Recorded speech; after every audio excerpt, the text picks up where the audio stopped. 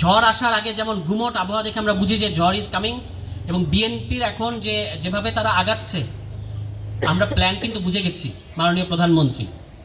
আপনার প্ল্যান আমরা বুঝে গেছি, যে প্ল্যান হচ্ছে আগামী নির্বাচনের সময় আপনি কিভাবে আপনার দল নির্বাচনকে ম্যানিপুলেট করবে, এটার অনেক আলামত আমরা এখন থেকে দেখতে পাচ্ছি। কিন্তু মধ্যে কথাটা হচ্ছে, জেনজি এই গণ অভ্যুত্থান করেছে। আমি মনে করি যে আমরা জনগণ বলি ঠিক আছে, কিন্তু এই গণ অভ্যুত্থানটা মূলত এটার হিস্টোরিক এজেন্ট হচ্ছে আমাদের জেনজি প্রজন্ম। এবং এই প্রজন্ম গণ অভ্যুত্থান করেছে। আপনারা ভাবছেন যে ওরা তো টায়ার্ড হয়ে গেছে, বাট আপনারা বুঝতে পারছেন না, ওই যে পরীক্ষা দিয়ে বের হয়ে আসা ক্লাস 8-এর বাচ্চাটা, ক্লাস 9-এর বাচ্চারা যে আপনাকে যে ট্রল করতেছে, ও যে আসছে, এই ঢেউ আপনারা এখনো টের পাচ্ছেন না। মানে আপনারা যত পরিস্থিতি ঘোলাটে করবেন, এই তাদের ওয়েভ আপনাদেরকে সামলাতে হবে। এই জন্য ভালোই জঙ্গি গল্প করে লাভ নাই। আপনাদের মনে আছে আগে আইজিপি ছিলেন শহীদুল সাহেব, একটা বই লিখে কি বলেছেন, তাদের জঙ্গি নাটকের ব্যাপারে শেখ হাসিনা তাকে বলেছেন যে নাটকটা আমার বাসার সামনে না করলেও পারতাম।